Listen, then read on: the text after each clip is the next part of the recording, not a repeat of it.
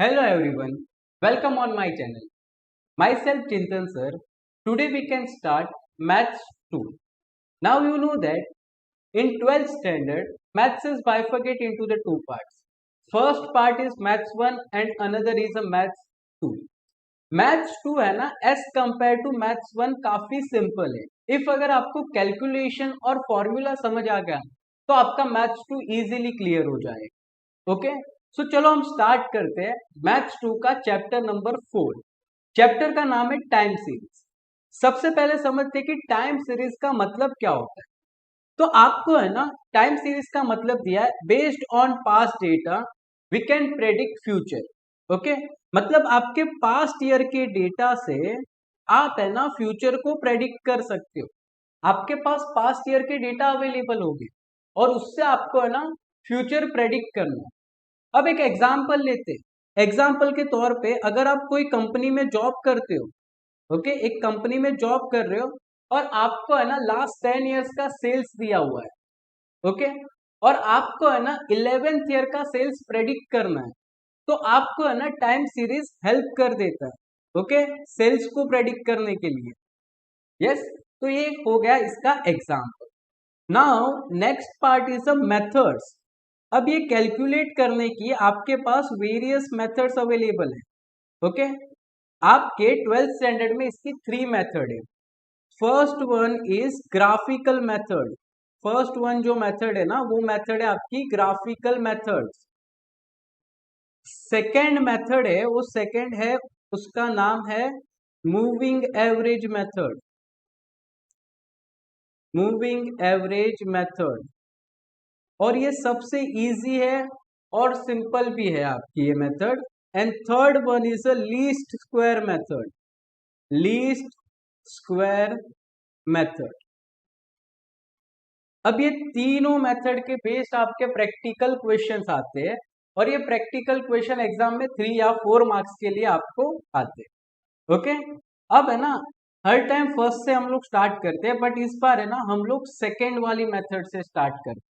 कौन सी वाली मेथड से? सेकेंड वन से. ओके अब बोलोगे सर आपने फर्स्ट मेथड पहले क्यों नहीं करवाई, सेकेंड पहले क्यों करवाई? चलो वो मेरे पे डिपेंड करता है. ओके और ये मेरी मर्जी है. तो हम लोग यहाँ पे कर लेते हैं second method is a moving average method. Moving average method. Now, moving average method is further classified into the 3 parts. Okay, first one is a 3 years moving average.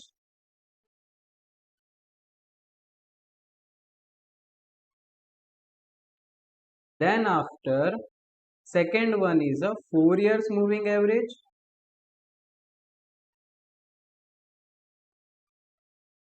And third one is a 5 year moving average. Okay. अब ये method इतनी simple है कि आपको मैं सिर्फ एक एक एग्जांपल दूंगा ना वो एक एग्जांपल से आपको ये सारी चीजें कवर होती है. ओके तो आपकी मूविंग एवरेज में 3 मेथड्स है. 3 years moving average, 4 year moving average and 5 year moving average. Okay चलो एक एग्जांपल लेते हैं. एग्जांपल के लिए मैं आपके टेक्स्ट बुक का ही एग्जांपल ले लेता हूँ. अब आपके टेक्स्ट बुक में अगर आप ध्यान से देखो तो सबसे पहले क्वेश्चन नंबर 7 पे फोकस करो. यहाँ पे दिया है the following tables given the production of steel in millions of ton year 1976 to 1986. आपको है ना यहाँ पे ईयर दिया है एंड प्रोडक्शन अवेलेबल है.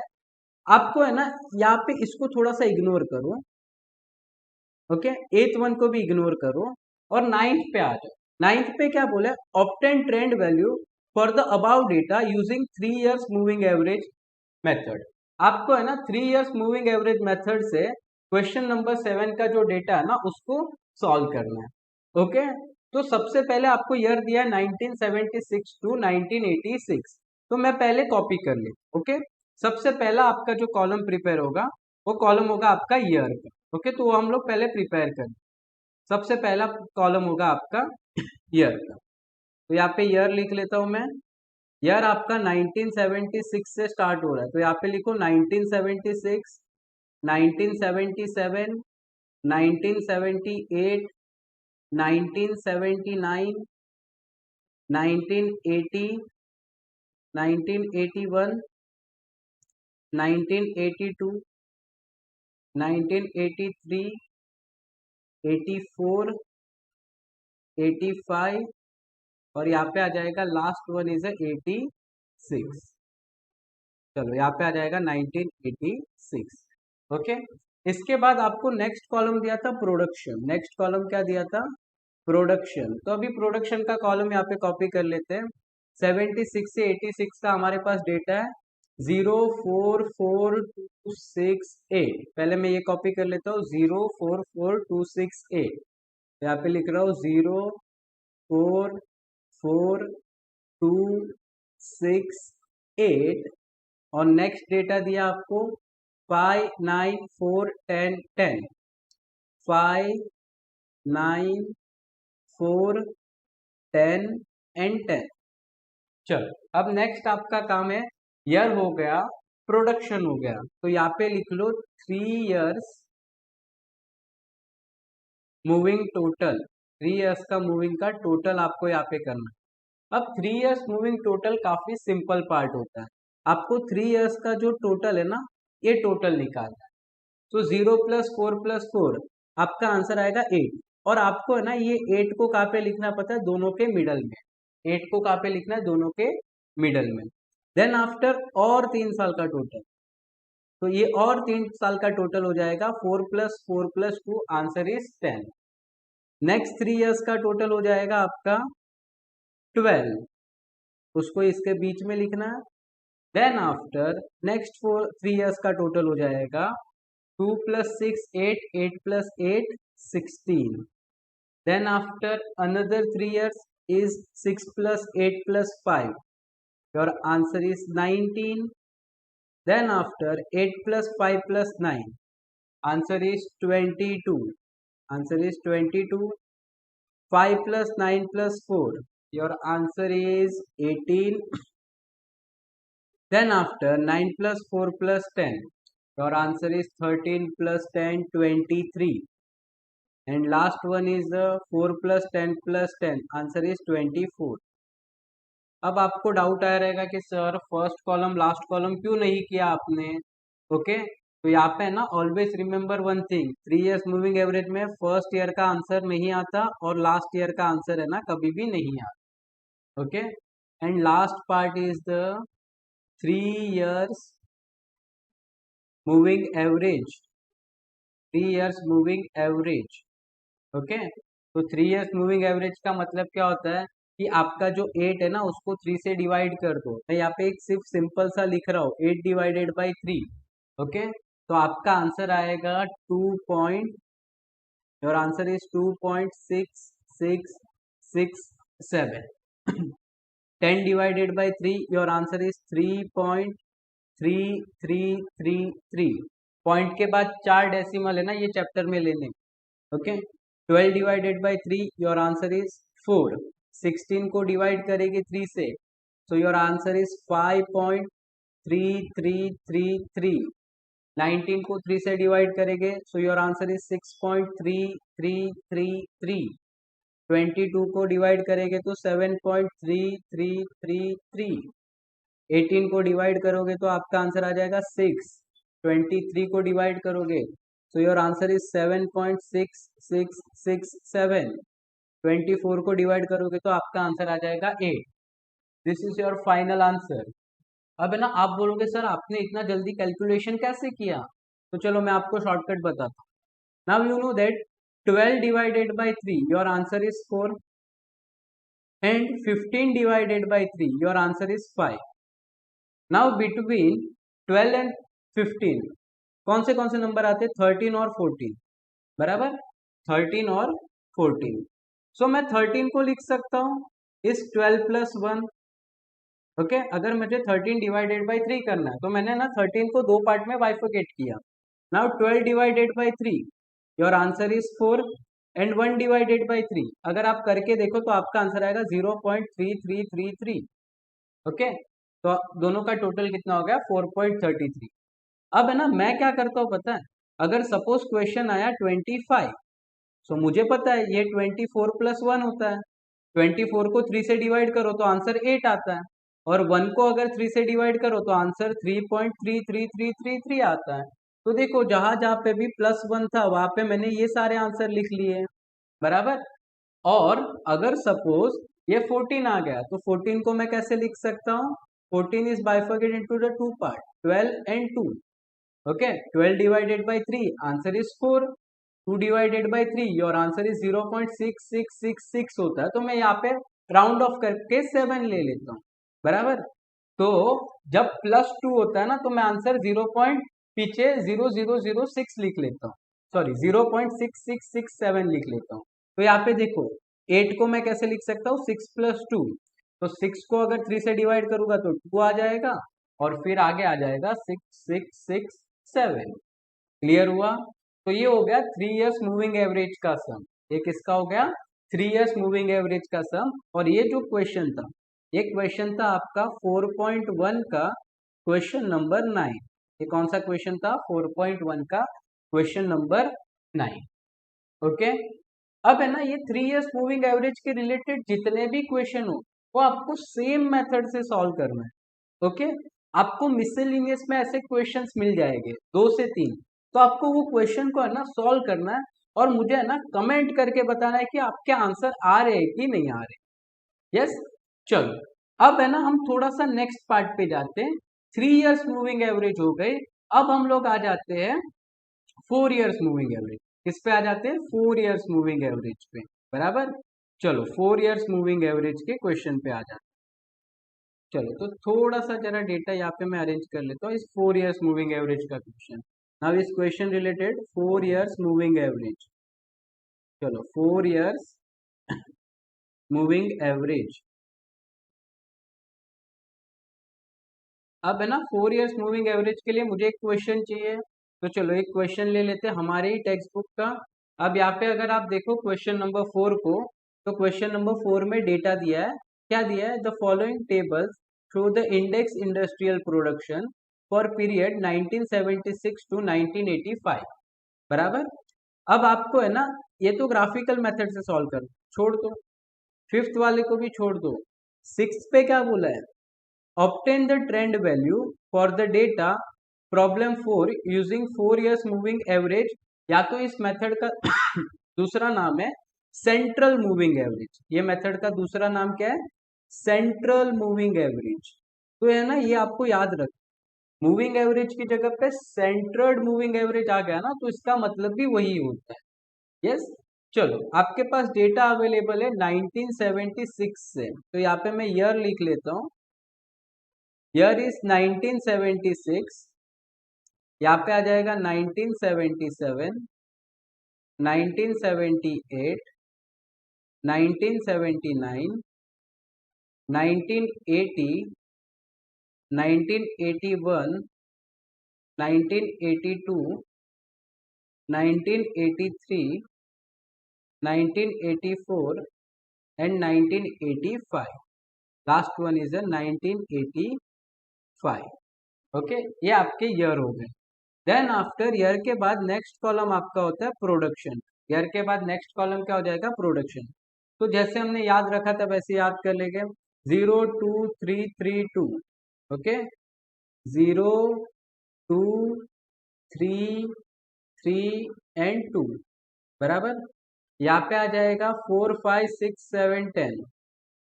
Next one is 4567110, 4567110।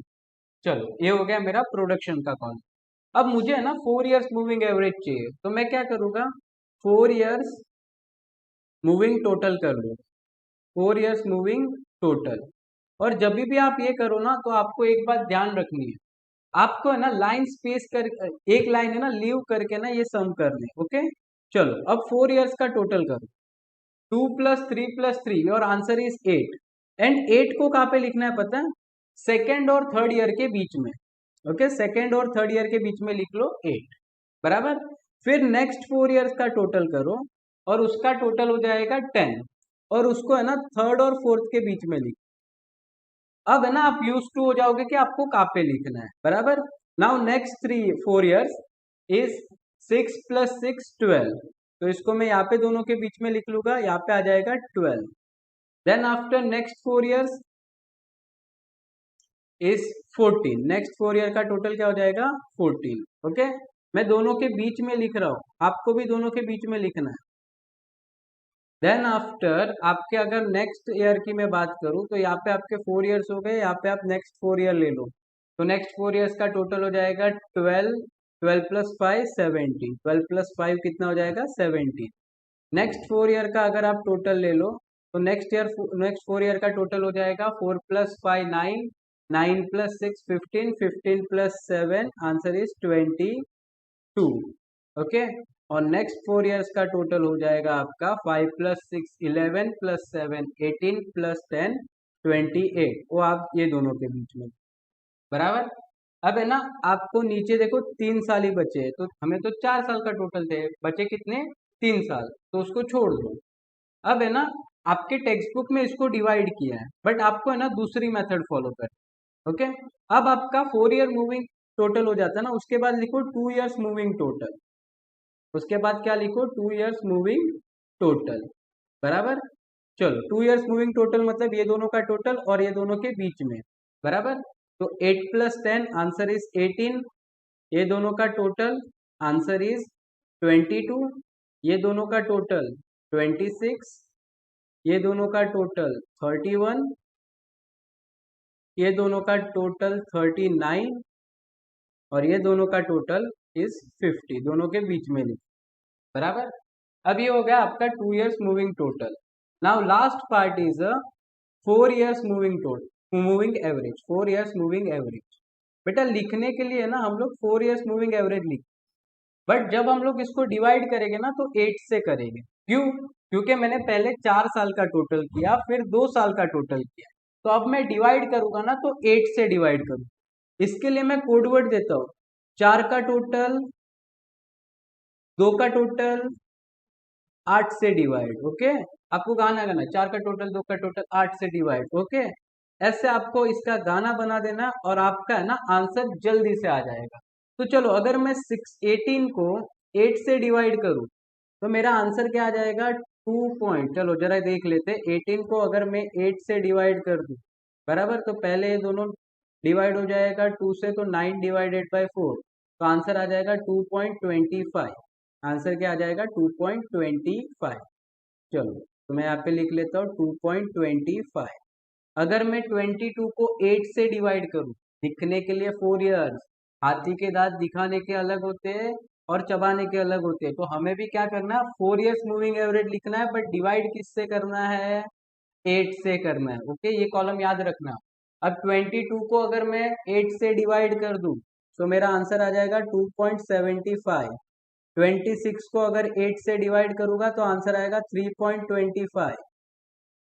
31 को अगर मैं 8 से डिवाइड करूं तो मेरा आंसर आएगा 3.875। 39 को डिवाइड करूंगा तो आंसर आएगा आपका 4.875। एंड अगर मैं 50 को डिवाइड करूं तो मेरा आंसर आएगा 6.25। एंड सबसे इंपॉर्टेंट यही मेथड होती है। ओके, और 3 मार्क्स के लिए भाई इसको तो मैं BFF लिखूंगा। BFF का मतलब बेस्ट फ्रेंड फॉर एवर नहीं, good favourite for ever. Boards वाले ये मेथड है ना बहुत बार पूछते हैं। ओके, आपको याद क्या रखना है, 4 का टोटल, 2 का टोटल, 8 से डिवाइड। ओके, ये आपको कोडवर्ड याद रखना है। यस, तो ये हो गया 4 ईयर मूविंग एवरेज। अब इसके रिलेटेड और एक क्वेश्चन है ना आपको मिसलेनियस में से करना है। यस, और आप वो क्वेश्चन करके उसके आंसर जरूर कमेंट में बताइए मुझे बराबर। अब हमारी बची लास्ट मेथड। लास्ट मेथड कौन सी है हमारी, is a 5 years moving average. तो यहाँ पे मैं लिख लेता हूँ 5 years moving average method. 5 years moving average method, ये आपकी लास्ट मेथड है बराबर। अब इसके रिलेटेड भी क्वेश्चन हमें जरा वहां से ही लेने पड़ेंगे। चलो हम ये मेथड के भी क्वेश्चन है ना वहां से ले लेते हैं, एक मिनट। अब देखो आपका जो फर्स्ट एग्जाम्पल है, एक ये जो फर्स्ट एग्जाम्पल है इसमें दिया है the following the data of the production in a ton. आपको 1962 से आपको डेटा दिया हुआ है बराबर। चलो अब ये डेटा के बेसिस पे क्वेश्चन नंबर 3 में बोला है कि 5 इयर्स का मूविंग एवरेज आपको यूज करना है, बराबर। चलो डेटा पहले 1962 से 72 तक है, तो पहले मैं ईयर लिख लेता हूँ। यहाँ पे आ जाएगा ईयर 1962 से स्टार्ट करो और 72 पे खत्म करो, तो यहाँ पे 63 आ जाएगा, 64 आ जाएगा, देन आफ्टर 65, 66, 67, 68, 69, एक मिनट, 69, 1970, 1971 एंड 1972, बराबर। 5 इयर्स मूविंग एवरेज और 3 इयर्स मूविंग एवरेज दोनों है ना ऑलमोस्ट सेम है। चलो हम डेटा के लिए 0114 प्रोडक्शन में डेटा क्या आ जाएगा 0114 सॉरी 00114 है, बराबर। उसके बाद 249710 2497 10 और 8, ये आपका प्रोडक्शन का डेटा है। अब आपको क्या चाहिए 5 इयर्स मूविंग टोटल। चलो आपको क्या चाहिए 5 इयर्स मूविंग टोटल, 5 साल का टोटल करना है। ओके, तो 5 में ऊपर के 2 निकाल दो, नीचे के 2 निकाल दो, थर्ड ईयर के सामने लिखना, क्या लिखोगे टोटल हो जाएगा 6। उसके बाद नेक्स्ट 5 ईयर का total answer is 6 + 2 8। Next 5 years का टोटल 6 8 + 4 12। चलो नेक्स्ट 5 इयर्स का टोटल 6 7 7 + 4 11 + 9 20। ओके, तो 20 को इसके सामने लिख लेना। नेक्स्ट इज फिफ्थ ईयर से लेके और 5 साल, तो यहाँ पे आ जाएगा 10 19 19 और 7 26। ओके, इसका टोटल भी क्या हो जाएगा 26। देन आफ्टर नेक्स्ट 5 इयर्स इसका टोटल क्या हो जाएगा 6 6 + 9 15 15 + 7 22 + 10 32, बराबर। और लास्ट के 5 साल, तो इसका टोटल कितना हो जाएगा 13 20 30 38। इसका टोटल कितना हो जाएगा 38। इसका टोटल हो जाएगा 38। चलो एक बार वेरीफाई कर लेते हैं। यस, ये करेक्ट है। नेक्स्ट वन भी करेक्ट है। यहाँ पे 6 7 8 11 12। उसके बाद क्या दिया है 1 + 4 5 6 7 7 + 4 11 + 9 20। बेटा ये 20 है, गलती से 26 जैसा दिख रहा है, मैं यहाँ पे लिख लेता हूँ 20। चलो नेक्स्ट वन इज 10 19 26 32 और 38। ओके, तो ये मुझे मिल गया 5 years moving total. Now last one is 5 years moving average. 5 years moving average. चलो इसके लिए 5 divided by 6 sorry 6 divided by 5, your answer is 1.2। Okay, वरना इसका डबल करके भी हम आंसर ला सकते। 8 का डबल होता है 16, पीछे 1.6। 12 का डबल कितना होता है 24, तो इसका आंसर आएगा 2.4। ओके, अभी 20 का डबल होता है 40, उसका आंसर आ जाएगा 4। 26 का डबल होता है 52, 52 को 10 से डिवाइड करोगे तो 5.2। 32 का डबल होता है 64, उसको डिवाइड करोगे 6.4। 38 का डबल, इससे ऐसे सर नहीं को जाना है 7.6 आ जाएगा। 76 होता है, आपका आंसर आएगा 7.6। आप बोलोगे सर क्या किया, अरे अगर मैं 6 को 5 से डिवाइड करूं, ओके, उससे अच्छा ऊपर भी 2 से मल्टीप्लाई करूं, नीचे भी 2 से मल्टीप्लाई करूं, तो आंसर आएगा 12/10। और 10 से डिवाइड करना हमारे लिए काफी सिंपल हो। ओके, इसके रिलेटेड भी मिससेलेनियस में से एक क्वेश्चन करना है और कमेंट में जरूर बताना है। ओके, आई होप आपको लेक्चर अच्छे से पसंद आया हो, और अगर आपको लेक्चर पसंद आया तो आपके फ्रेंड्स के साथ आप है ना शेयर करो, और अगर वीडियो पसंद आया तो लाइक भी कर दो, और है ना बेल आइकन जो दिख रहा है वो तो प्रेस करना है, पहले सब्सक्राइब करना, और क्या करना है आपको बेल आइकन पे प्रेस करना है ताकि न्यू वीडियो आए तो आपको नोटिफिकेशन मिल जाए। Okay, thank you so much guys.